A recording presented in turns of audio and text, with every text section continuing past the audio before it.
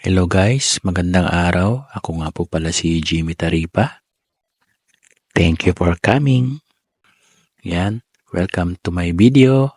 Happy cooking!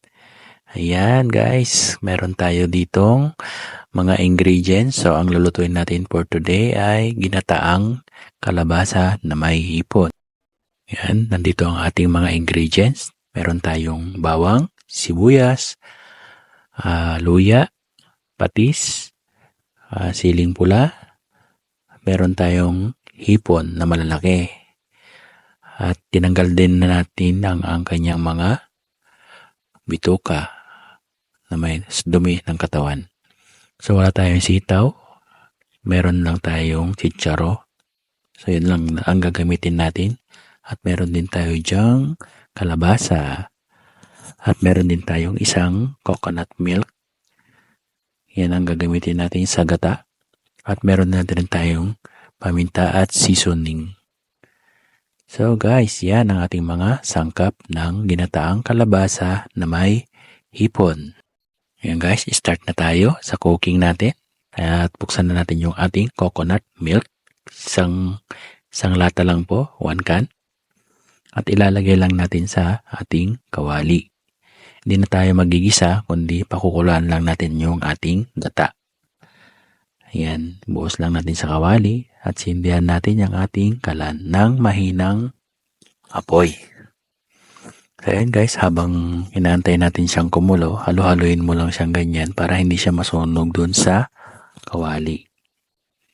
Yan, ganyan lang guys. At saka kasi pag kumulo-kulo yan, tumatalsik-talsik pag malakas yung apoy. So inuna natin yung ating luya. At isusunod na rin natin yung ating bawang. Yan, para medyo mabango. Para tanggal din yung lansa ng hipon. Siyempre, magdadagdag din tayo ng sibuyas. Para mabango. Yan, halo-haloin mo lang yan guys para hindi siya masunog. Yan guys, sunod na rin natin yung ating kalabasa. So, ang kalabasa natin guys ay hindi siya masyadong matigas. So, madalian lang yan guys na maluto. So, antayin lang natin siyang kumulo at ilalagay din natin yung ating hipon. So, takpan muna. Antayin natin siyang kumulo. Ayan, kumukulo na. Haluin lang natin. Mekos-mekos lang insan. Yan guys. Yan, patis ang ating ilalagay sa kanyang pampalasa at saka seasoning. Pwede rin din siyang alamang guys kung malaki yung patis. Or kung gusto nyo naman yung alamang, pwede rin po. Ayan, halo-haloin lang natin para kumalat lang ang kanyang nilagay na patis. So yan, lagyan natin yung ating chicharo, beans. Wala tayong sitaw, kaya yan lang ang ating nabili. So yan lang ang ating choices na ilagay. Ayan guys. Sarap yan. Salamat guys sa inyong mga panonood at pag-antabay sa aking mga video. Ayan ang ating hipon. Super laki. So ang dami. Yan ang ating binili sa market ng Taiwan. So nang bumili lang kasi akong 2 plate. Binili ko siya ng 200 NT. So marami na rin guys. Fresh naman eh. So yan.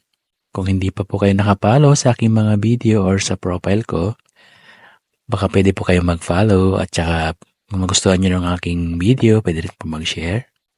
Yan. Optional lang po ang ating ilalagay na sili. Yan. Antayin lang natin saglit at madali na lang po maluto yan. Takpan lang muna. At ilang minuto lang yan. Kumukulo na. So yan. Lagyan natin ng paminta para may spicy ng konti at mabango-bango. Yan. So yan, try na natin. tikman or halo-haloin lang. Di ba guys, ang dali lang maluto. May kanya-kanya rin tayong paraan para magluto ng ginataang kalabasa. So yan guys, ang ating ginataan. Thank you for watching. See you in my next video. Love you. Bye-bye.